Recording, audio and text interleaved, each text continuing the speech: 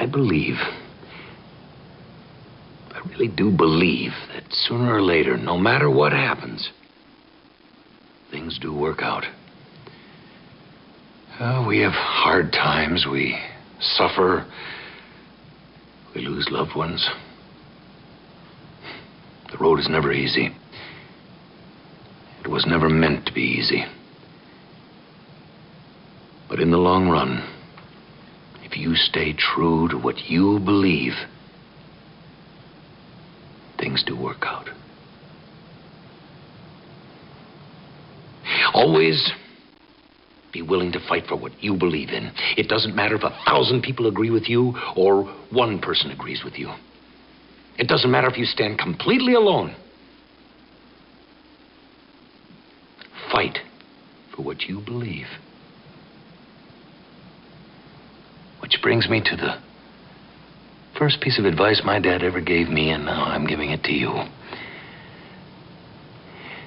Never start a fight, but always finish it. Always finish it. I want you to know that you are my friends. That you'll always be my friends, no matter what happens. On an all-new Babylon 5. New headquarters for the Alliance is just about finished. We can go anytime. Sheridan and Delenn find it hard to leave for Memphis. We will pass this way again. Let's take one last look at the place. Now there's trouble en route. We've got a coolant leak in the weapons system. Come on, fella, let's get you out of here. Lanier, hit the acid. Lanier! Lanier! Watch an all-new Babylon 5 next Wednesday night at 10 on TNT. You have transmissions holding. Patch incoming signal. Full audio and video decode. Purple files accessed. What you are about to see has never been shown to anyone outside the Grey Council.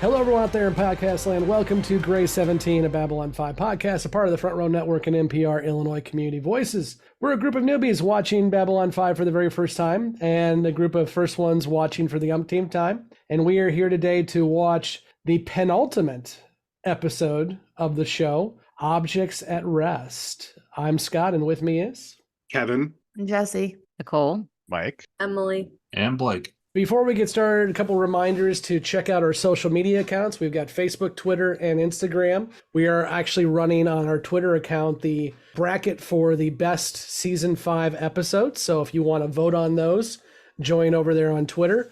And then if you want to join our Discord, you can go on to our Patreon account and join there. A special thank you to our producers who are listed down below, who give the highest donation to our Patreon every single week. And you are donating to make all of these ingrates come together in a few weeks to watch Sleeping in Light. So we appreciate it. There will be beer involved. Thank you. Along with that, please remember to like, subscribe, follow, click the notify bell icon if you're watching on YouTube. And if you can, please leave us a review on either Apple, Audible, or Spotify. I've got a Spotify review this week. This comes from Nairi Whaley. I love this show. Listen to it every week. Please give me more conspiracy theories. They're awesome. I agree. Faith manages. Thanks, Nairi. So you can leave a review over on Spotify or Apple or Audible. They all really help us. And we are getting damn close to 500,000 watchers and listeners throughout this show. And I would love to hit that before we get to the end. So please be sure to like, subscribe, follow, and share. And then a little bit more housekeeping. We're going to be this week, obviously, talking about Objects at Rest. And then next week, we're going to go into a couple movies. We will do The Road Home next week, which is the animated film that came out last year. And then the week after that, we will do River of Souls, which is a TNT movie from back in the day. And then we will do A Call to Arms the week after that. And then after that, we will do Sleeping in Light. So we're going to knock out several movies that are in the continuity of the show before we get to the final episode of the series. And that will be coming up here in November when we get to that point. So we'll go ahead and... One more small piece of housekeeping. First of all, I want to compliment you on penultimate. It's great. It's a great word. Don't hear it nearly enough. I try. And that's secondly, my education right there. Yeah, and secondly, for all of our conservative listeners that are still hanging on, penultimate means second to last. Respectfully. Thoughts and prayers. Not really. Thoughts and prayers. That's right. Jesus. Okay, well, you can send your hate mail to I Don't Give a Shit, and let's go ahead and start going through Objects at Rest. And I believe Mike has a synopsis for us. Yeah. As Babylon 5's original cast continues to filter out to be replaced by the new season 6 cast, we witness some horrible character assassination. The end. Yes. And we get a nice view of Babylon 5, the next generation, as we leave Babylon 5 for the last time. Let's go ahead and hear from our newbies with their first impressions. Jessi, first impressions. Well, I never thought that I was going to be sad to see the show end, but I'm finding myself having a lot of awe moments. I wasn't on the recording last week because I was doing really fun shit like being sick. And last week's episode and this week's episode both about killed my soul. So it's very sad. It was an okay episode. It was nice to see Londo, but man, Londo breaks my heart every time I see him too. So everything's very sad. My world is dark and bleak, and that's about it for me. Excellent. If you join the Patreon, you can pay for Jessi's therapy bills. It'd be great. Oh, shit. No, you're not going to be able to afford those. Move on. We don't have a level for that. Right. No. The therapy bills are fine. We can buy rosé. It's good. We can afford that. Blake knows me. Nicole, first impressions. Well, I spent half the episode fucking crying, bawling my eyes out like a little bitch. I don't like goodbyes. I don't like things that feel so final, and it just really, there was so many moments that were so touching and kind of just made me cry and made me sad. And I don't know, it was a really emotional episode for me because I don't know, I just felt like it was just so final, and just knowing like some of these characters are dead, and I was feeling all the feels. The episode itself was fine. I was just more wrapped up in the emotions of like the goodbyes and all the changes and everyone leaving. And yeah, I have a lot of thoughts, but it was good. It just, nobody warned me that I was going to spend half of it crying. Thanks, guys. Emily. For an episode that's starting to wrap up the show, it wasn't bad. I don't appreciate what they did to Lanier's character. I'm gonna be salty about that, and other than anger about that, I didn't really have many emotions from this episode. I felt virtually nothing. So yeah, take from that what you will. Emily is dead inside. I have no feelings. A little bit. just a smidge dead inside, apparently. Excellent. And we'll go over to our first ones who have watched one more episode than the newbies have at this point. Mike, what do you got for first impressions? Well, I never thought that I'd be sad to see this show end either. And I'm totally not.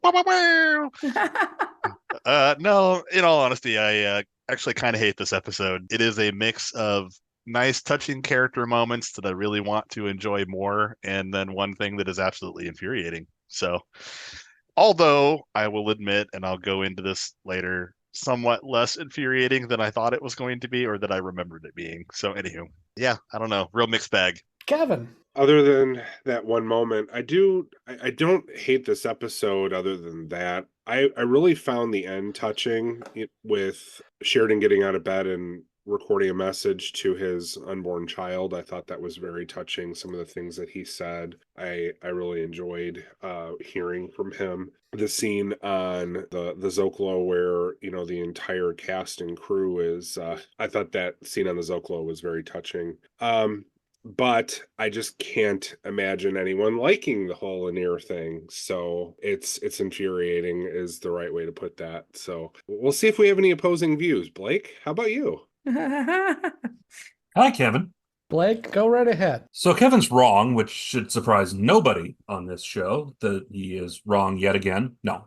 I I do like this episode, and I don't have the problem with the linear arc that clearly some of our other hosts may have, and I'm sure we will have that discussion later. But one of the things with this episode too is we've commented before about the use of the score to also help tell the story and to drive the feelings of the viewers. And this is another one of those episodes with this score by Christopher Frank. And one of JMS's notes to him at a very specific scene in this episode was break their hearts. And that was the scene when they're on the White Star facing back to Babylon 5 and staring between the two crews. And just the use of music in that and the wrapping up of the show really with these final episodes and the writing and the way they're ending it. I definitely like where they are. I don't think is it the greatest episode of the show we've seen? No, but it's ending the show with dignity in a way. It's wrapping things up in a very nice, clean way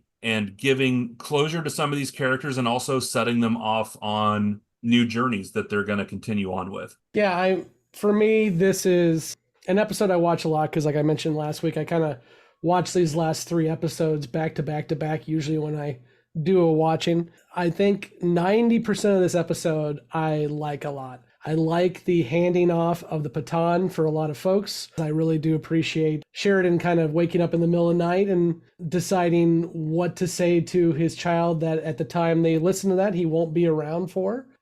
But then we get the linear stuff, which pisses me off beyond belief. And it has pissed me off for 30 years. And I'm not the only one. Bill Mooney is pissed off as well. And we'll discuss that when we discuss it. So let's go ahead and start talking about the episode proper. I think the best way to do this is kind of to talk about the passing of the batons first. There's a couple of them. You got Franklin, you got Jakar, and you've got Tessa, and kind of Zach. So let's go, and Garibaldi has a little bit as well too. So let's talk about the episode except for the linear thing. How about that? Nicole? Let's kind of go in succession. We could start with Jakar. I was really excited to see Talon. How do you say his name? Talon. I was so excited to see him. I love him. And that moment when he was watching the message from Jakar, broke into his room or whatever, and watched the message, when like it went from Jakar being on the TV to Jakar being there in real life, he just looked so like solemn and so like, it was emotional. This is where I first started getting sad. I really thought it was well done. And I thought that what Jakar said to Talon was really heartfelt. And I thought it was a really good way to kind of explain why he thought he would be good, because, you know, he's more of the warrior type, you know, he's not like it's out of his wheelhouse a little bit. But I think that the way Jakar explained it to him and spoke it to him, it was just very touching and very heartfelt. I just really liked it. And I like that he accepted, and that, you know, Jakar was like, yeah, I'm sending this to everyone as soon as this message is done. So it's happening, you know, basically. I have a lot of thoughts on the other ones, but I figured I'd start with that one. I'll jump in here because we did that interview early on with Marshall Teague, who plays Talon. And I actually asked him specifically about this episode because he played the character in season 1 with Infection. So he was there very early on in the series, and coming back playing Talon and being here more or less at the end as well. And I asked him about that in our interview, about being kind of bookending the series with, albeit different characters, but his involvement and his experiences with the cast. So I would recommend just going back and listening to that Marshall Teague interview. Scott, as an editorial note, maybe if you want to drop in some of his answer to that one, that could work in here too. Yeah, what I'll do is I'll repost the Teague interview in its entirety as a YouTube and podcast bonus episode. It's been almost 2 years now, so a lot of folks who joined us since then probably haven't checked that one out. So I'll go ahead and drop it. Also, it was really spoilery back when we did it, so the newbies couldn't listen to it, but now they can. So I'll get that posted again here soon. Yeah, 2 years later, and you can all finally go listen to one of our very first cast interviews. Finally. He still has that sword. He does. I can't wait to listen because I really like him. He, yeah, he's a good guy. Yeah. His claim to fame is Patrick Swayze ripped his throat out. Oh, wow. Roadhouse. Oh, okay. Got it. Because he was primarily a stunt actor, as I Mhm. recall, right? Yeah. Yeah, So and which is another reason why I love Talon so much is not only that he's a good character and he's got a great arc, he's probably got the most sophisticated arc that is not of a main character. And I still, Zach Allen's a main character in my mind too, but Talon's never on the opening credits, but we get him from being a captured Narn on an alien ship that doesn't say anything, all the way to being the ambassador for Narn and being Jakar's next in line. And I think it's a great story. And I think Marshall, who for the most part doesn't have roles like this, he usually comes in and is that guy you see every time on TV. Like we mentioned, he has a part in Armageddon, but if you blink, you miss him. But he knocks it out of the park. I love the work he does. And I especially love the choice to not have him just looking at the screen the whole time when Jakar's talking to him. They actually, kind of broke the fourth wall and had Jakar stand next to them. And I think that worked out really well. Mike. Yeah, and I guess it's kind of telling to me, and I wonder how many other people would echo this too. In that scene, we get a little bit of Stephen First, interaction at the beginning, where he explains how Jakar has left, and it was readily apparent to me the minute that Veer told Talon that Jakar was gone, what was going to happen. That he was going to turn right around and jimmy the door and go in, and to me that is somewhat telling of how good that character was actually developed. Like I actually felt like I knew a little bit of what Talon was and what he was probably going to do next.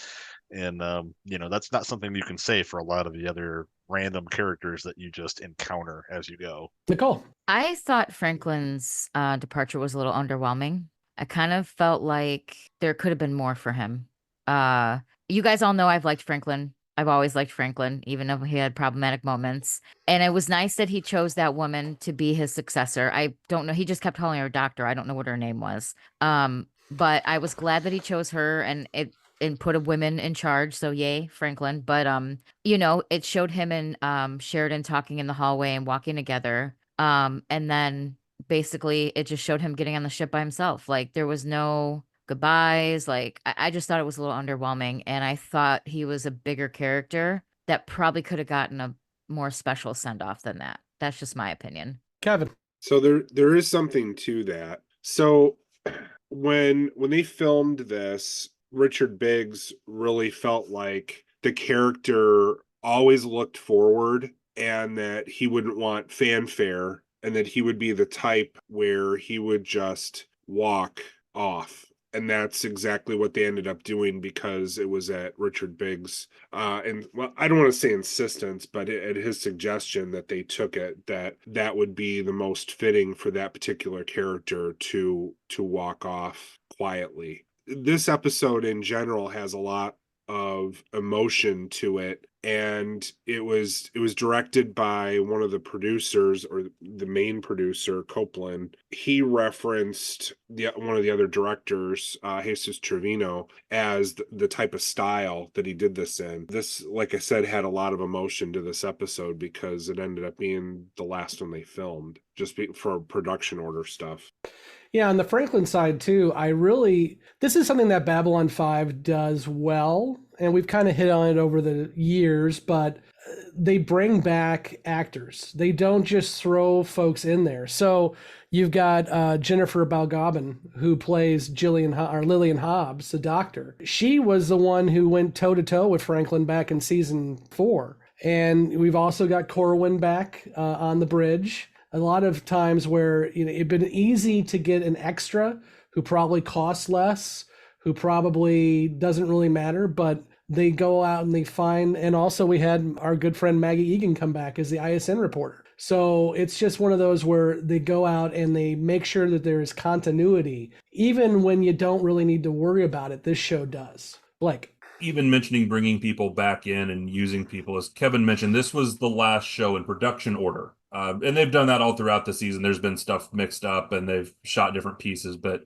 some of the filming on this was the last in actual production order. And there's that whole scene where Sheridan and Delenn are leaving and they didn't want any fanfare and they go out into the Zocalo area. And a lot of the people there were actors that had been on over the years that oftentimes appeared in makeup or as alien backgrounds. So they brought those cast back and had in that farewell scene. They also had members of the production staff through there. So they really brought a lot of people back, especially within this final season where Scott's right. They could have saved money and just brought in random people, unpaid extras or lowly, not unpaid extras, but extras that probably would have cost a lot less than going out and finding these people that had these roles and been involved throughout the series to put them in somewhere in these final few. Nicole. Couple things. One thing I do have to say, which you touched on, was the continuity aspect. I really do like that about the show. For me, with my job, continuity is really important. It's something that I focus on and try to always, that's what's going to bring people back, right? And for me, bring people back to my radio station, bring people back to my show. So it's something that I practice like every day and I do every day. So having it in the show and being so consistent is really cool and it's really good to notice. And you're right. They could have put somebody in there, but it wouldn't have had that impactful meaning and that like almost like extra punch to it, So I really, really like that. That is big kudos to the show because I don't know, as somebody who's watched the show, I think it's important to have that, Nothing sucks more than when you watch a show and they just put random faces there. But Blake mentioned the Zocalo and that whole scene. So this is where Nicole really loses her shit and just starts sobbing, okay? The Zocalo scene was sweet and that was cool. And what Delenn said was so heartfelt and very touching. What got me was when they take the White Star out. God, I'm going to start crying just talking about it now. I can't even do it. They turn around and they look. Sorry, I'm emotional. God, what is wrong with me? They do the salute. I fucking lost it. I'm just sobbing. I'm ugly crying. Oh my God. I mean, that part when it went through everyone's faces. Oh, I can't even finish my thought because I'm going to cry again. And that's that scene with that music and that score that helps drive that too. I just watched it right before we started recording, so it's still fresh in my mind. But when they did that, and then, I literally was like sobbing. Talk about a way to fucking get people. They got me. I got. So I'm here fucking 45 minutes later, getting emotional just thinking about it. Like I had to watch that again because I was crying so hard I couldn't even focus. That was fucking good. You're going to have some issues with sleeping in light. I'm just going to say that now. So if this is an indication, I am so fucked because I cried the whole fucking show. We'll make sure to stick a camera on your ass. Not your ass, your face. Yeah.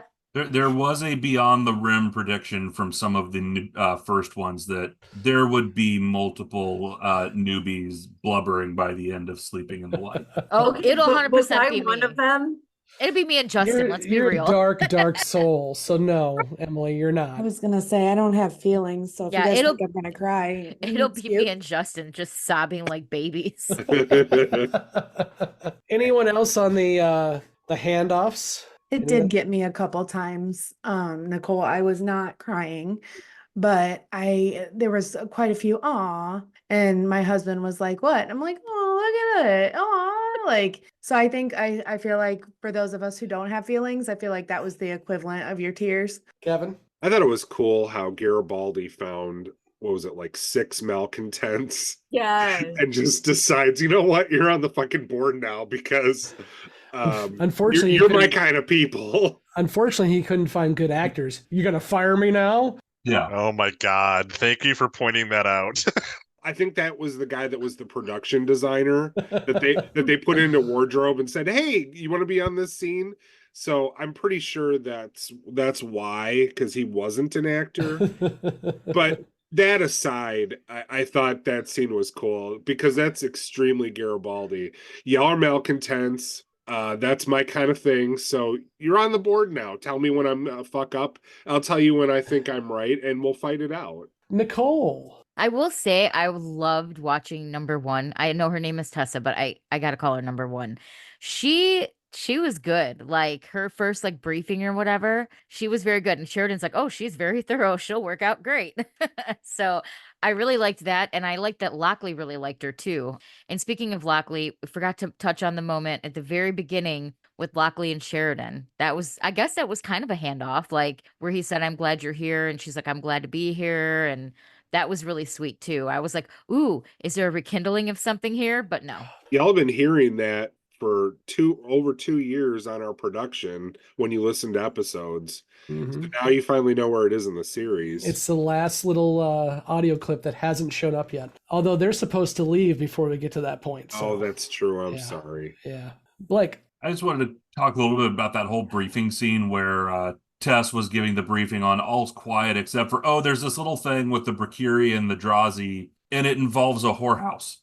And you've just got Zach in the back just cracks up laughing, and then the little joke by Lockley that she throws out there with it. I just love that whole little scene and interaction there. Yeah, I think the whole point of this is you're supposed to really want a season 6. I think this whole cast would be great. I really love Talon. I love Tessa, and I think Veer would be great as a Narn ambassador. And unfortunately, we don't get that. But that's what you're supposed to be wanting more when it all shuts down. Did you just call Veer a Narn ambassador? Oh, maybe. Oopsie. Okay, just checking. I've only had 2 beers. It's fine. So the other person we have not hit on yet that's not linear is Londo. Londo shows up in Minbar and leaves a little gift for David. Any conversation on that? Nicole? Okay. This is a question, and maybe it might have to wait, but did Delenn see the Keeper? She saw it, right? Okay, that's what I thought. I wasn't hallucinating. Okay. She didn't know what she saw, but you could see that there's definitely something which is also why Londo changed the subject to get her off of it. Yes, because he knew that she saw it. Okay. And then the creepy urn has a Keeper in it. Yes. Right? What the fuck, Londo? I mean, I know he's under control, and they were like creepily like, oh, we'll give you an hour off. You did great, blah, blah, blah. But like, it made me mad. I mean, I know it is what it is. I will say, though, when he said, no matter what happens, you're my friends, I think he knows that, like, that was his way of saying, I'm sorry in advance, maybe. I don't know. But yeah, it was unexpected to see him there. Emily.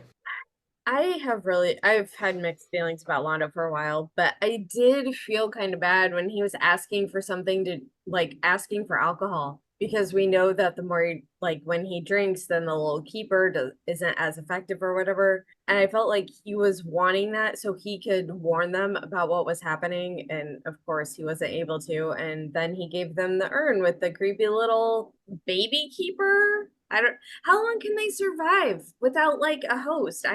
Apparently 16 years. Yeah, so weird. Jessi. It kind of irritated me when he was like, no matter what happens, we're always going to be friends. Like, just don't say anything. Just don't fucking say anything. You're doing something very, very shitty. And if they were actually your friends, regardless of what you got going on, you wouldn't tell them that, no matter what, we're always going to be friends. Because that's his MO, is like he acts like he's everybody's friends, and then he does the worst fucking shit to people. So whether it's in his control or not, it's his control not to fucking tell them like, hey, let me just kiss your ass a little bit and tell you we're always friends. Because you're not. Like, I'm gonna tell you right now, you try to kill my kid, we're not friends. So it was awful interesting to me. I would rather you just stop talking than say anything weird. Emily. I remembered what it was. Why was Delenn able to see it for that brief period? Did they ever explain that? Can we know? Blake. Okay. So very much the same reason how when Mr. Morden first showed up, Delenn sensed the shadows around him. It's that same kind of general idea. For shadow sense, like Spidey sense. Yeah, Delenn had Spidey senses. For the shadows. But to go back to Jessi's thing with Londo making that comment about no matter what happens, we're always friends. I think that's where we get into this moment of that is Londo speaking. The rest is not. And because he's under the control of this thing that, frankly, if he doesn't do what it wants, it's either going to kill him or blow the hell out of Centauri Prime. But he can slip that comment in that the Keeper's not going to realize, but that is actually him trying to communicate, because he realizes, and it's that comment when he first became Emperor after the Regent, was he used to have all of the choices and no power, and now he has all of the power and no choices. That's where this kind of becomes a tragedy of Londo within the whole story of Babylon 5. He gets everything he wanted, but nowhere in the way that he thought, and it cost him everything. Yeah, I agree with what Blake's saying completely. I will say the degree to which the Keeper can control Londo is weird and hard to grasp, because at the same time, if the Keeper controls everything that Londo does and says, they should know that Londo was asking for booze, like Emily pointed out. He was asking for booze to try to nullify the Keeper, probably so he could warn Sheridan and Delenn about what was in the urn. But I guess the Keepers can't stop him from doing that. It was called out by the Drock earlier on. It's like, we don't want to control everything that you do. We just need you to kind of move in our direction. Yeah. So I mean, I almost picture them more like just spies than a real control device. But yeah. And I mean, I think what it comes down to is they watch everything Londo's does, and if he steps out of line, then they can deal with him. And also, they've also got those bombs on Centauri Prime that they can always play with too. Jessi. So what kind of life is that? Like, I get it. I hear you say he wanted this all, but now he's got it and he has it, but doesn't have it. Well, and this is why Jakar killing him in 17 or 18 years is a mercy killing. Yeah, it's not the life Londo wanted. Well, then he can just do us all a favor and fucking hurry it up. Like, do it now, Londo. Well, I'm assuming the Keeper won't let him do that. Yeah, I can't imagine they would let him. Well, but they said they were going to give him an hour off. How do they know what he's going to do in that hour? If they're going to give him an hour off, then he gets shit-faced drunk. They can't do shit about it, and it is what it is. Like, that's just, that to me, I don't know. Yeah, but if he gets shit-faced drunk, that'll end at some point. You're not going to stay drunk for years or what. So, but if you can stay drunk long enough to just hop off a bridge. Yeah, but they know too, Londo understands that if he does that, millions, if not billions of Centauri will die. Well, or not to mention the whole thing would be futile because they'll just find someone else. Exactly. Or they'll go to Veer, which he does not want. He wants to protect Veer, but Veer's emperor after Londo dies. So there's a lot of factors that Londo does not want to give up. This isn't what Londo wanted. He wanted the what was best for the Centauri people, and obviously he would have liked to have the power along the way until he understood what it really meant. And now he's basically falling on his sword to protect what's left of Centauri and to prevent somebody else from suffering his fate. Can Veer not say no? With Londo, he wanted to say no, but again, they had him completely boxed in. If you say no, we detonate these bombs. Yeah, I mean, you'd be asking him to call their bluff, which they're a hostile alien race that you don't really know. So who's to say, and if he called their bluff and they went to Veer instead, who knows, how Veer would take it, and if he'd ever have the fortitude to stand up to them, or Knowing Londo, he probably thinks Veer would step up to him, which means that he would be killed, and so he doesn't want maybe Veer to a lot of either. his people too. Yeah. So when does this end? It never ends? This is going to go on forever? That's the Drock plan. Unfortunately, we don't have additional seasons of Babylon 5 to know how it ends. I don't like that at all. You see, everybody, the Drock are the bad guys. Listen, Londo didn't give a shit about killing billions of other people. Just fucking end it now. Pull plug, motherfucker. I mean, do not give Jessi the nuclear codes, people. No, please don't, because I'm going to do what's good for everybody and not just one fucking people. Like, that's just the thing, is he's pandering to these, but who knows what and how, if they actually even have this stuff that they say they have. But that's his character. I mean, from literally The Gathering, he was told he told us through Garibaldi, the only thing he wants is to bring his people back into prominence. That is it. And that's what he's doing. And not to mention, I mean, this could go beyond Centauri, right? Like, if it doesn't work out on Centauri, the Drock might just move to Drazi. Yeah. It might not be about just one people. A really fun plot story. Love it.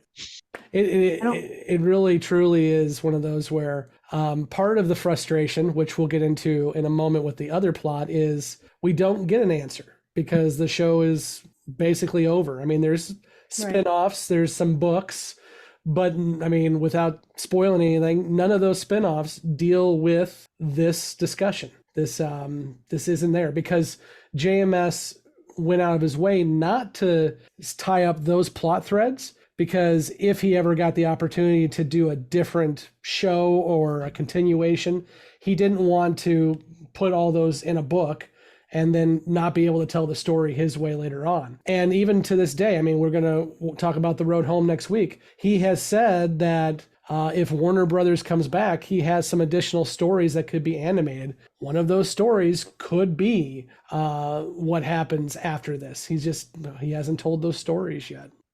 let's not maybe judge Londo too harshly.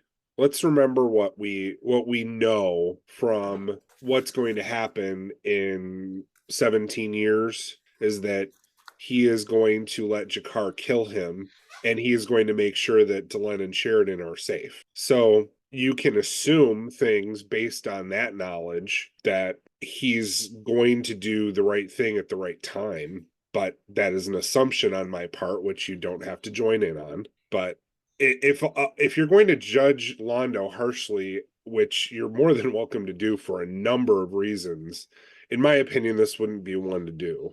I think it's karma.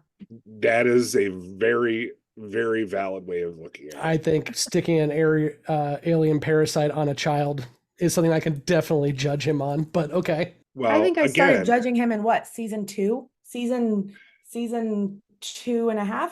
Like, judging harshly is what we do, though. Right. Yeah, but what I'm saying is, given the knowledge that we have about what he's going to do later on, my assumption is he is going to see fit to make sure that doesn't happen. Mhm. But that's my assumption. Well, and to your point, what Delenn does say in the future flash forward, she says, our son David is safe. Whatever that means, and we don't know the story behind that because we never get told, but she does say our son David is safe. Right. Okay. Anything else on any of that? I'm going to take a deep breath, and then I'm going to say, let's move. Oh, Nicole. As I say, before we get into the linear discussion, I just had one more point to bring up that was kind of going along with the handoffs and the goodbyes. At the very end, when Sheridan was doing the speech to his son, which he didn't know at the time was a son, but when they did the flashes to everybody off on their own, that is the other moment that I lost my shit. But I have to say, I chuckled when I saw Garibaldi sitting there like a fucking straight mafia boss with a cigar. Yes. So I'm like laughing, and then I'm crying, and then there's but him just talking about saying what he was saying and showing everybody, and that montage at the end. I was like, you motherfuckers, you did it to me again. So that was the other part I lost my shit. Real quick on the David part with the keeper, and I was looking it up just to make sure I had it right, but if we go back to the end of season 4 with Deconstruction of Falling Stars, when they had the news media panelist, they actually specifically referenced one of the incidents with the Alliance was the incident with Sheridan and Delenn's son. So they kind of briefly touch on that there is something that will happen that involved David at some point. And I kind of feel this connects back to, they're related somehow, but again, it's those stories that JMS has left untold for potential future use. Emily. I'm probably going to get hate for this one, but it is what it is. So his speech started off fine. I was like, okay, you're making a video to your child. That's kind of sweet. And then there's that weird part where he starts to go off the rails. And I was just like, oh my God, shut the hell up. You were fine. You were fine up until this point. And then you start getting all weird. And why did we go down that road? What the fuck are you even talking about? See, okay, am I the only one that You noticed? are literally the only one because everyone's staring at you like, what are you talking about? He is talking and it's normal, and then he starts to get agitated and weird, and it's right before Delenn comes in, and I was just like, what the hell is happening to the speech you're going off? What? Don't know what the hell you're talking about. All right. On. Can you give context? What are you talking about? Oh, I'll see if I can find the line, because I was like, this was fine. Why are we this? I get it. He was getting all worked up and he was getting passionate and he's like, nah, nah, nah, and she's like, you know what I'm talking about. Go to bed. Yes, I do. Okay. I thought it was really nice, but okay. Losing it. I'm sorry, you must have dropped your little nitpick off to the side there. You may want to pick that up. Yes, unreasonable, unjustified Sheridan hate is currently lost. I was going to say, it's not confront your nitpicking. mother. She's never like Sheridan. Why would it surprise you now that it's any different? Yeah, but at least it's usually not rooted in delusion. No, I just felt like there's a couple sentences in there that kind of took away from the whole thing of the whole purpose of what he was doing. And then Delenn comes in and kind of reins him back in. Okay, you're off the rails, kid. She doesn't rein him in. She comes in and agrees with him. It's true. It did get a little blustery. I can see where you're coming from. I didn't take it nearly as harshly as you did, but I think I understand what you're talking about. I thought it was great writing on the part of JMS. And great acting on the part of Boxleiter. He's being passionate. He's saying, look, people are going to try to hold you back. People are going to try to fight you. Stand up for what you believe in. Why is that a negative? Yeah, this might have been the last thing that I don't know this for sure, but this might have been the last thing that Boxleitner filmed. So. It wasn't the advice, it was how it was delivered, because it felt like it just, I don't know. Well, all I can tell you is that Boxleitner put a lot of passion into it because he felt like he was saying goodbye to the series here. So. And Delenn didn't rein him in. I mean, she finished the thought for him with the advice from his own father with, right, don't start the fight, but always finish it. I don't know how many times I've told that to my son. It's okay not to agree with her, right? Like, it's okay that she doesn't fucking suck his dick every time she sees him. Leave her alone. That's like, fine. Goddamn. But there's a difference between sucking his dick every time and watching a different show. And stabbing him with a pike every time he shows up. It's okay. She hates him. She's always said she hated him. This is no damn different. You guys, oh my God. We were reaching a point where I was starting to like the character because I was like, oh, this little bit is sweet. And I'm like, oh, and he lost. It's okay. It's okay. It's just a statement. She didn't punch anybody. We're all right. I'll go back and look at it and try and look. She can fight her own battles, Jessi. Yeah, I understand that, but there's like 4 fucking first ones, those fucking other guys other than us over here yelling at her about how fucking dumb she is. Well, for one, I was confused. No one called her dumb. And the only one yelling, Jessi, is you. Let's move on to talking about Lanier, and then you'll hear Scott and Blake and Kevin get worked up about it. Let's not yell at each other. Can I say my last point? No. Yes, Nicole, please. I thought what he said was beautiful. And when he said, home is where your passion takes you, that also got me crying. That was a beautiful line. And I really loved what he was saying in that. So I really liked it. Well, good. On that warm and fuzzy note, fucking Lanier. Let's go. Hold on. Before we do that, I just want to rewind for one moment to say, based on everything that these people have experienced with Londo, in what universe did they not take that urn and immediately go put it through an X-ray? True. Like, fucking for real? Like, the shadiest dude in the known universe showed up unexpectedly and handed you a free especially after gift. Delenn gets, Spidey sense over. Well, and Sheridan kind of was. He's like, I noticed this is sealed. What is this? Yeah, or maybe just skip past the X-ray and put it right into the garbage. I don't... He'll never know. Re-gift it to the Drazi or something. There you go. I fucking hate those guys. Well, I said them. Yeah, Can we now talk about Lanier, please? I guess. If we must. So who wants to pull the pin on the grenade? I guess it'll be me. Yeah, I hate this storyline, and I'm going to say it's not earned enough in the writing up until this point. Yes, it's clear he loves Delenn. It's clear that he doesn't like their marriage. Okay, but he doesn't hate Sheridan. And so I find it very unbelievable that even in a moment of weakness, that Lanier, probably the most virtuous of the characters up until this point, would do this. And I've never felt like it was natural. I feel like it's just kind of a, hey, let's throw this in. And honestly, it's clear that Bill Mumy doesn't like it. And I would liken this to one of my favorite characters, Luke Skywalker, but then that's where I'm going to lose Scott, so we won't go there. It's not that you have bad opinions, it's just that you have bad opinions. Blake! Don't you talk shit about Luke Skywalker. Sorry, I'm Blake. not. I think that the way Luke went out in Last Jedi was great. I think it was well earned and great. Kevin has bad opinions. Not on the Lanier thing, but on the Luke thing. Blake, what do you got? I hate it when writers don't live up to fanboy expectations with their characters. Oh, for God's sake. Stop calling me a fanboy. No, Blake, that's... You're not going to get off that easy just calling us fanboys. Well, if you'll let me finish... I don't really prefer to, but okay. Well, then live with what I fucking said.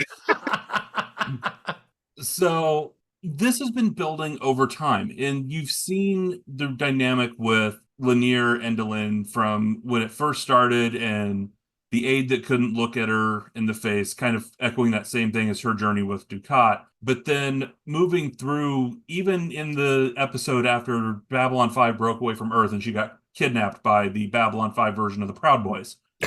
And Lanier was tearing the station apart and even fought Marcus to a point over trying to find Delenn.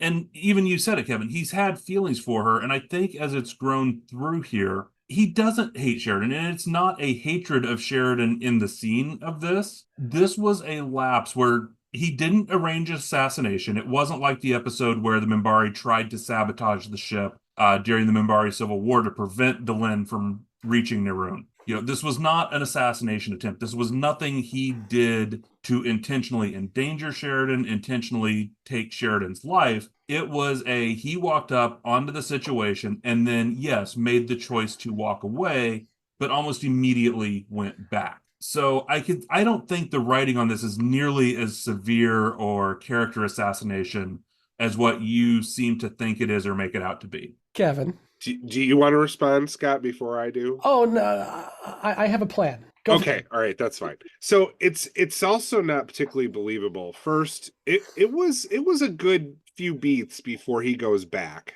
And it doesn't make sense because some other person could have come through the next second and opened that door. If you're gonna do that, the guy's gotta die. And your hands have to be clean, or at least seen as being clean, or you're completely destroyed, which is essentially what happened. So it doesn't really make sense that he just leaves them hopefully to die where it was so easy for someone else to come along and just open the damn door. This is what they call in the judicial system a crime of passion. Yeah. So I have a lot of arguments that I could throw out there to prove Blake wrong, but I think the best way to do this is to just have Bill Mumy do it for me. So please hold.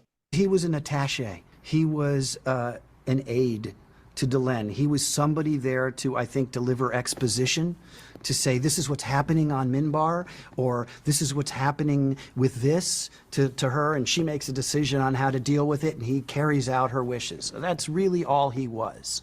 But he, I liked the fact that he came from this deeply spiritual place, and I liked the fact that he was. Because if you watch the first season of Babylon 5, I really played it like if I was having a conversation with anybody in that cast, I was still like, whoa, what's that? As I'm walking down a hallway, it's like everything he sees, he's been raised in a monastery. He's like a monk who suddenly goes to Manhattan or something. It was like everything caught his eye. Everything was really interesting to him. So it was fun as an actor to play with that. And I had nothing to do with creating that. That was my choice in terms of how to play what I picked up from the script. But the absolute love for Delenn, that was all me. That all came from me. And if you do go back and watch that show, you'll see it so early. You'll see it by the end of the first season. You'll just see the way he aches when somebody else is with her. Mira Furlan is a wonderful actress. Bruce Boxleitner is a really good actor, and a lot of those scenes are between the three of us, and I'm proud of that work. It's mature work for me, and I was happy to, when I was doing Will Robinson and things like that, it was just on the natch. It was just on the natural. Lanier took a lot of thought. I'm not a method actor. I'm not a guy who has to write a biography and go through all of those changes. But here was a guy that was kind of a blank canvas, and I really thought him out. I really thought about this guy. So I was like a parent, and I cared about him, and I wanted to honor him and see him through. And he went through some changes I just think were wrong. But it's not my place. Because here's the thing, we won't go into this for long, but we had seen over the course of certainly he had this arc from being a quiet little doe-eyed character to now I'm on the War Council, to now I'm in charge of this White Star battleship. I'm in a war and I'm calling the shots, to I'm saving like Will, in a sense. Lanier saved people a lot on Babylon 5. He did something that, he was a hero. And, of course, on my 40th birthday, my son, who was 5, came to visit me, and that was the day that suddenly, out of nowhere, Lanier is spin kicking and doing martial arts with a cape. It was like, yes, I finally got my cape. Thank you. And it was a black cape like Zorro's. Thank you. Oh, I loved that. And this is entertaining, I get, but I can't tell you how true, how truly getting that cape meant to me. It's silly, but it meant a lot to me. But we had seen Lanier sacrifice his well-being and almost die to save the life of Peter Jurasik's character, Londo, who was the epitome of a Nazi war criminal at the time. So we've seen that this noble character would sacrifice his own life for any life form. Jump ahead to the 5th season. Lanier sees Sheridan in this life or death situation, but if you pull back and widen and look at that shot, there's also a fellow ranger in that chamber. There's a ranger. He's a ranger. He's a ranger. He's the Bone Ranger, right? He would have saved that guy, even if he would have saved Sheridan too. And he would have saved Sheridan so that he could have gone to Delenn and say, don't you get it? I saved him again. I'm the guy. It's me. It's not him. It's me. I love you, right? I saved him again. I pulled his butt out of the bacon. It's me. He wouldn't really have been selfish like that, but he would have saved Sheridan as a gift to Delenn because he loved Delenn so much and he knew she loved him, so he would have done that for her because his love was truly pure. And, you know, he chose to let this fellow ranger and Sheridan die. And then he changes his mind and goes back like a wimp to undo it, and it's too late because Sheridan's already gotten himself out of the mess. And then he turns to the dark side and goes off and banishes himself like a whiny wimp. I wasn't happy with the end. I mean, he's got a point. You know, Your Honor, I rest my case. Don't think any further explanation is necessary. He does go in another interview, he does say too that the decision to make Lanier like that was, in his words, a jab from JMS. Basically, in Bill Mooney's opinion, and JMS hasn't chimed in that I'm aware of, because Bill was pushing so hard for this love dynamic all the way back, as he said, season 1, that JMS basically says, be careful what you wish for. You may get it. And so that's why JMS wrote that storyline the way it did. But yeah, that admits when I said this goes back and was building from the start. Mm-hmm. And I get it. Bill Mooney doesn't like how it ended. We could pull a list of how many actors that have played roles where they don't like the direction the writers took their character. Well, that's great. But also Lanier started as somebody who, as he said, would sacrifice for anybody. So you can't ignore that too, Blake. No, but again, the character went through changes and there's things that happened. And even if you go back to The Gathering, what's the very first thing that they said when they're talking about people on Babylon 5 is nobody here is exactly who they seem to be. Some are douchebag wimps. Understood. Incidentally, does anyone know why Bill Mooney reveres Zorro so much? Because the father on Lost in Space also played Zorro. But we could go with the Bone Ranger as a potential spinoff series. That'd be a good porn name. Oh, jeez. Regardless of your opinion, Bill Mooney is a treasure and he must be protected. Absolutely. I don't disagree with that. Yes, regardless of Blake's wrong opinion, that is true. He's an individual who was in Lost in Space, The Twilight Zone, Babylon 5, and Star Trek. So he's special. I think my other issue with this whole thing, and I'm going back to what I said to Jessi about how a lot of storylines aren't fulfilled or are kind of put on the back burner. My problem with this decision with Lanier is not so much that it happened, but it happened in the last episode of the season, because Sleeping in Light's a season finale and so forth and so on. So really, you can assume we're not going to get closure for Lanier. And that really annoys the shit out of me, because for 30 years, this is Lanier's story, and that's frustrating. Blake? Now, that part I will give you, because... Well, thank you. Appreciate it. The fact that it does happen here, and you don't get that redemption turn, and you don't get any resolution to it, and I will be perfectly honest, the part where it gets into in some of the short stories or novels that happened later of, Lanier somehow meets up with Lita and dies bombing Psychor, I think is the dumbest goddamn thing how you get from here to there. I'm pretty sure Evel Knievel made a jump somewhere in between. So I will give you that part of this whole thing is absolutely fucking stupid. And even in, because part of it is, I'm not going to spoil anything here because Crusade is Crusade. In the writer's Bible for Crusade, when it talked about the characters, it even mentioned that Lanier was somehow in the telepath war gone. And it just makes no sense how it got from here to that. That I will give you that part of the story. Where it goes from here is an issue. Yeah. Nicole. Anyone else creeped out that Kevin and Scott are together against Blake in this? Because I'm a little weirded out.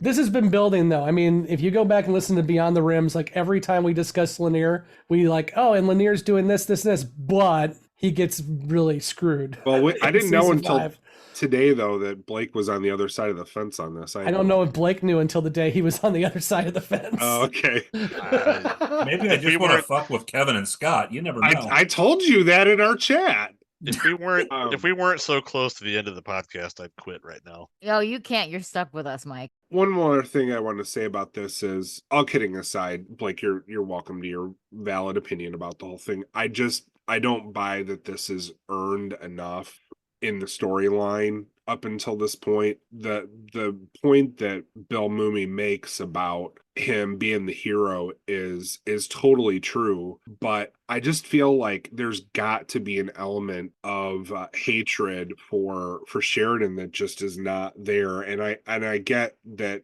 you can see it a different way, but I don't feel that this is earned enough. See, I'm somewhere in the middle because I definitely see the established breadcrumb trail that gets you from season 1 to this point, but I also agree that it just for some reason doesn't. I think truly if this happened in episode 12 as opposed to 21 of the season, then we would have had time to have something else happen with Lanier. This is probably a case where if this part of the story had been a little bit more tightly compressed, it'd probably feel better. It'd be an easier pill to swallow. Yeah.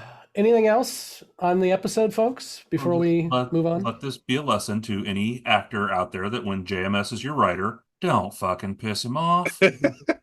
The other thing that Mumy says in the other interview he did was he felt that he could give a little bit more insight into the writing because he was a TV producer in his own right. And so he felt like he was in that club with Harlan Ellison and with JMS. I don't think JMS agreed. No. Pretty clear he didn't. And should clarify too, it's not like there's a lot of animosity here either because the cast has been together. Oh, yeah. JMS.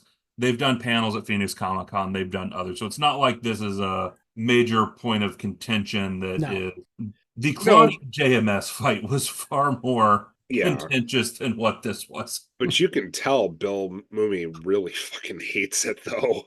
Well, he's passionate about it. But he also doesn't see it as his place to, disagree so strongly that he would say, I'm not going to film this, which other actors have said over the years when they get to a part in their story that they agree with so much that they're like, well, I'm just not going to do the scene. So rewrite it or write me out or whatever. But, Bill doesn't see that as his role. Okay, let's go ahead and move into questions, predictions. Our newbies have not watched one episode now of the show. So this should be interesting in terms of questions, predictions. But again, they will be watching a few other TV movies and then also the animated film that came out last year. So we got a little bit of time before we get to the series finale. But we'll do our questions and predictions for our newbies. And Emily, questions, predictions. What do you think is going to happen in season 6? Is it the telepath war? Questions. Any predictions on what I'm gonna think? Am I gonna come around and be like, okay, maybe this wasn't so bad, or am I gonna? I don't know with you. I mean, I think the Black Heart has like really charred and is dead. And so I think that if it was a normal heart, then maybe it could come around. But I think it's dead, and I think that's a problem. Yeah, even I was concerned watching this episode. I was like, yeah, I don't really feel much. This okay. All right, great. That'll be. And then you complained about the Sheridan speech that no one ever complains about, but knock yourself out. I told you I was gonna get hate mail for that one. So I got it. Any predictions? Me watching the very last episode is probably gonna be some level of a shit show if I just sit there like, yeah, okay. Excellent. Yeah, I know. Nicole, questions, predictions? I got nothing, literally. Because, I mean, there's not much to predict. There's one episode left. I have a question for Nicole. Oh, how many minutes into the episode before she gets Oh, emotional? good question. Yeah. Do we make it more than 5 minutes into the episode before honestly, the Oh, shit. teaser before the opening credits is it's gonna get her? It's kind of rough. Fuck. Like it's kind of like the Alright. first 10 minutes of Up, you know? It's kind of like you can't make it through the first few minutes. Oh God. So I'm screwed is basically what everyone's saying. Yes. Okay. Here's a question. How hard are all you going to laugh at me while I'm sobbing my eyes out? I'll be crying too. I will not laugh at you. Okay, thank you. Please don't laugh at me. Yeah, but but I no, will... I was like, seriously, the opening teaser is rough. Damn. Okay, So Up prepare is myself. Terrible. Yeah, how is that a kid's movie? That movie made me cry too. Fuck. All the Disney movies when we were growing up were traumatic. Nicole, Pixar movies are not kids movies. They're family movies. There's a difference. Okay. Yeah. Well, whatever. I don't have a Disney, family, Pixar, so they're all traumatic in some way. Which, by the way, Inside Out 2 is amazing if you haven't seen it. I've heard that was good. No, realistically, I guess I would say I don't have any predictions because I honestly have no fucking clue what's going to happen because I felt like this episode wrapped a lot of stuff up for the most part, and we're not going to get some answers on some other stuff. So I don't really have any predictions, but yeah, Emily, thank you for bringing that up because yeah, how hard am I going to cry? I want how long you is to it going be to be? prepared. Thank like, you. I want to make sure we have tissues and you're like ready because if it's gonna start right off the bat, that's not nice to be Yeah. blindsided by. I'm not going to wear mascara, just so you guys know, because I will look like I will have black streaks going down my face. We'll make sure that she sits between Emily and Jessi on the couch. You guys could just punch me when I start crying too hard. So no, I'm really like I'm like sad and I kind of don't want it to end because like I know this is like off topic, but I really have fallen in love with the show and I never thought I would. I never thought that I would care so much about a 30-year-old show that's sci-fi in a genre that I don't know shit about. So I'm very much preparing myself mentally for I don't like goodbyes, so that's hard enough, but like also just yeah, it's going to be emotional. So I'll prepare myself mentally. Jessi, questions, predictions? I don't have shit. Thank you for coming to my TED Talk. I have a question for the newbies. Okay, since we've talked about how this episode is the end of the season and the next episode is a series finale. I'm curious, what do you think is going to happen in the series finale? Emily, what do you think? I'm really not sure because I feel like this episode would have been an okay way to wrap it up. Like they said their goodbye, they're leaving B5. What do you do next? I'm not sure what you do next that would end it, unless you're leaving it like on some sort of cliffhanger, expecting another season, which they weren't. I will say JMS had a 5-year plan, so I think you're safe to assume that's not the case. But right, so I'm not sure what else they could pull together. Nicole, thoughts? I mean, maybe they'll give us a look. You know how they did that one feature episode where it showed all the person that was going through the records and looking at like all the Deconstruction of Falling Stars? Yeah, maybe it'll be some sort of like what happened like in the next 10 years or like, you know, or like maybe a follow-up on, because what else could Emily hit the nail on the head? Like, what else could it be? You know, so maybe is it like a follow-up or like a, hey, this is what you missed or what happened or, you know, because I honestly have no clue where they could take this next because you've clearly said we're not going to get answers on the Lanier thing or the Londo and the Keeper thing with the creepy urn and the David stuff. So I have no idea where else they could take it. Jessi? More long-winded monologues from characters that I don't care about. Wow, are you sure that wasn't me, Jessi? That did sound very Emily-esque. Yeah. Oh, Jesus. Feelings are valid, Emily. Your feelings are valid. I have no idea.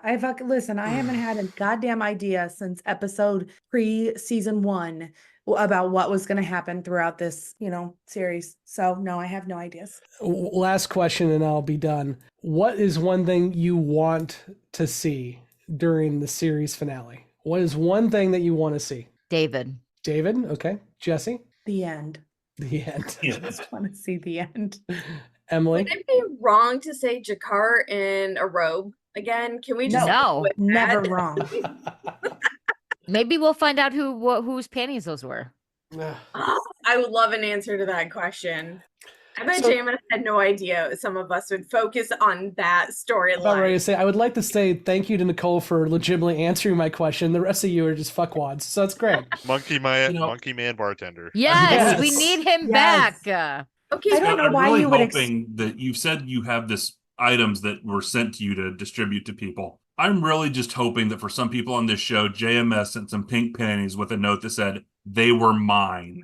Wait, hold Oh on. my god, that would be amazeballs. Somebody sent you stuff or you got stuff? Zip. Oh no. Zippity-doo-dah. Find out beyond the rim. I don't wanna. Oh, by the way, the whole Find Beyond out on the Rim- November 2nd. Yeah.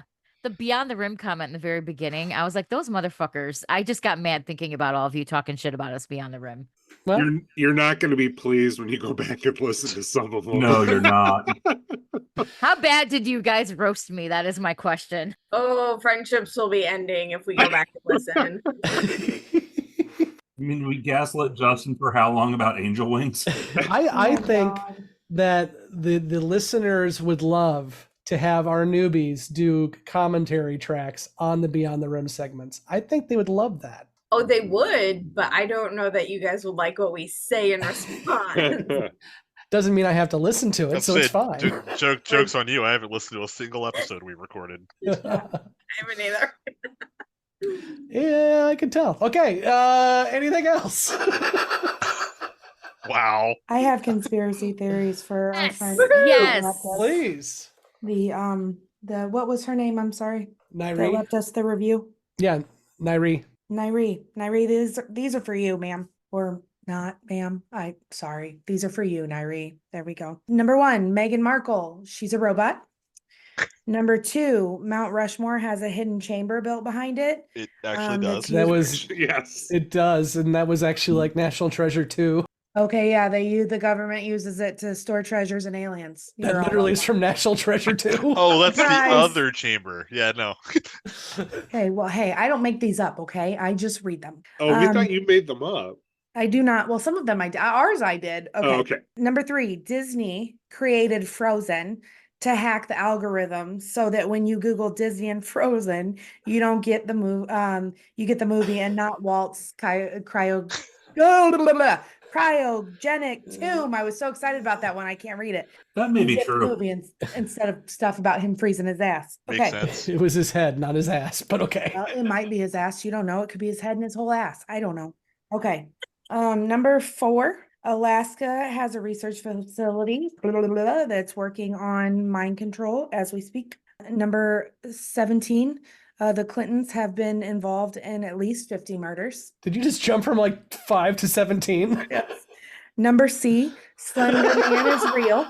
And number B7, there was a moon landing after Apollo 17, so delightfully named Apollo 18, that was kept secret because all the aliens, oh my goodness, all the astronauts died because they met aliens.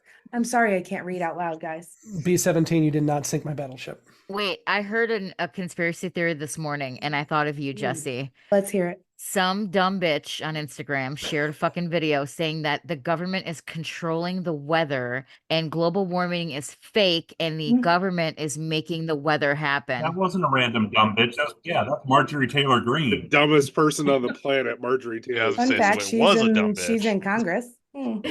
Thanks, Georgia. Yeah, no, the government does control the weather. Why is that a secret to anybody? It happens. It's a thing.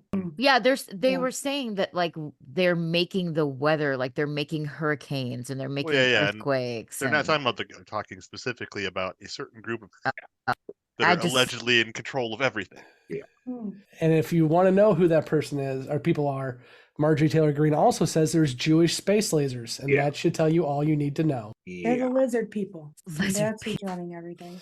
I thought I was the lizard person, but okay. You are. Yeah, millennials. You should be able to tell us what's happening. What is a lizard person? I don't know what that is. A lizard person? It's a person. What is it?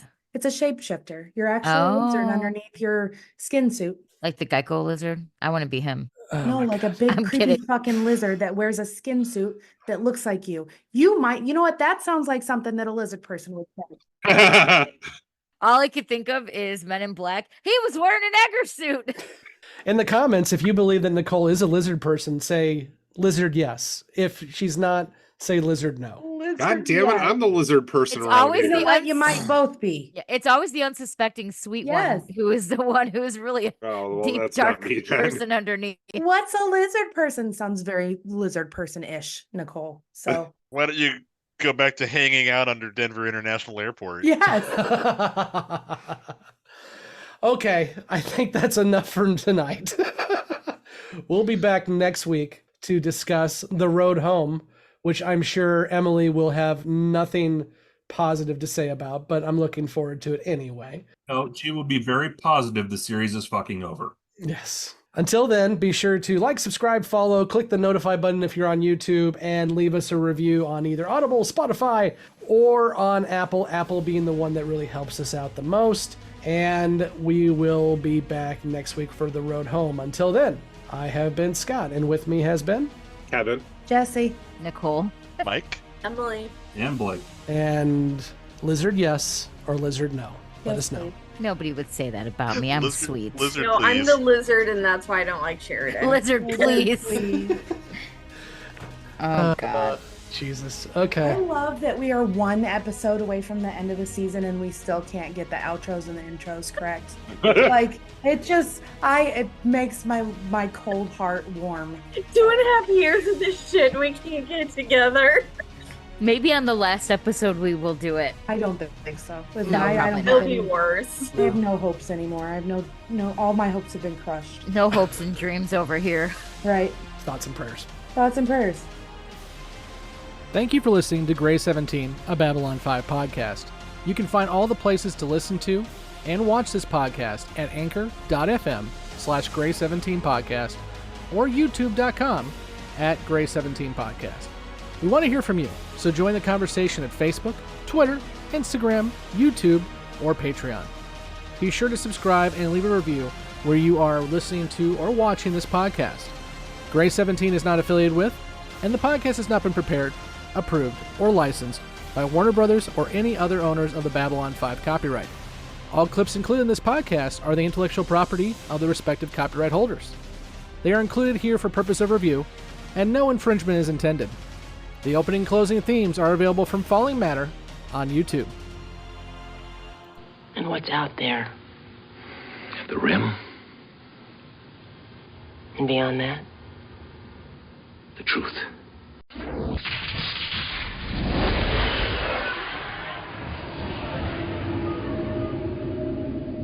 Welcome back to Beyond the Rim. This is a spoiler section, which we will probably not spoil anything because our newbies have no questions or predictions at this point. But before we head out for the evening, does anyone have anything they want to add or discuss about this episode or what's coming up? I have a theory about why Delenn and other Minbari can see the shadow. Is it lizard people? I bet the Vorlons manipulated Minbari DNA a long time ago and made them have the bones around their heads to protect the part of the brain that the shadows telepathically manipulate to hide themselves. Mike, are you saying the bones are basically tinfoil? Or Magneto's helmet?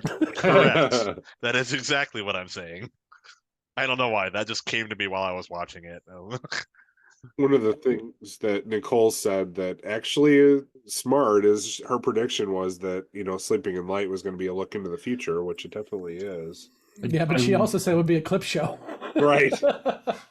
It's come to this, another clip show. I love your phrasing there. One of the things that Nicole said that was actually smart. Oh, no, that's not how I meant it.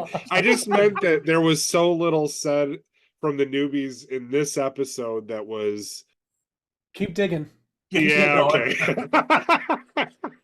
But that's not what I meant. Dig a little deeper. Okay, You're almost there. They hardly said anything that was something we could chew on for Beyond the Rim. I will say that. You're almost to China. Keep going. Yeah.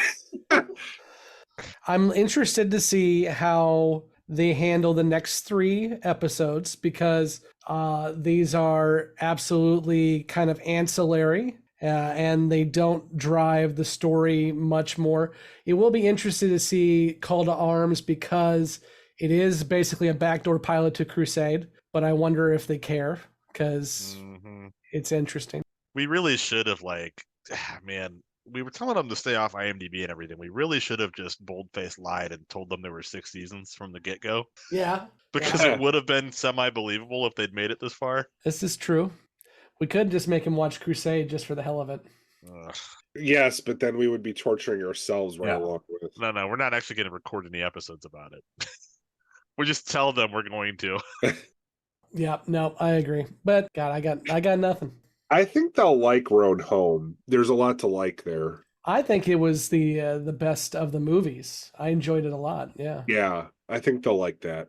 Whether they like River of Souls or Call to Arms is probably a no, but I think they'll like Road Home. I think the biggest struggle for them is going to be particularly with Road Home because we're going to jump from that then back into 2 movies that were filmed earlier. I think the big throw may be the actor changes that are going to be in that swing for a couple of the characters. I just think that could throw it because, and I'm not saying they didn't do a good job. I think Road Home was a phenomenal movie, but we're also 20 years on and we know these actors, 20, 30 years on and we know these actors have left us. Yeah. And we're going to kind of be watching this in an order where we're jumping from the actors to some of these replacements back to the original actors. I think you're thinking about Jerry Doyle being one. Yeah, I wonder if they're even going to really notice that because there's not much of those folks in the Road Home. And also there's not many of them. I mean, Jerry Doyle has a lot in River of Souls and Call to Arms, but that's one. The most notable is going to be Mira Furlong because the actress that did the for Delenn in the movie is noticeably, there's like a noticeable. Yeah, that's true. That's true. But we'll see. The guy that got to play Jakar, I thought did an admirable job, but it's just not Andreas. Yeah, it's not Andreas. Well, good stuff, guys. Yeah, anything else? Cool. We'll go ahead and leave it there again. Thanks so much for joining us. These Beyond the Rims are getting much shorter because obviously there's not much to discuss, but we'll continue trucking along here for the next 4 episodes as we get through 3 movies and series finale. Until next week, I've been Scott, and with me has been Kevin, Mike, and Blake. See ya. Cool. Now you can actually. Now I can hang up. Now you can hang up. Bye. Bye. See ya. Hell, I'll probably still be here when they turn off the lights.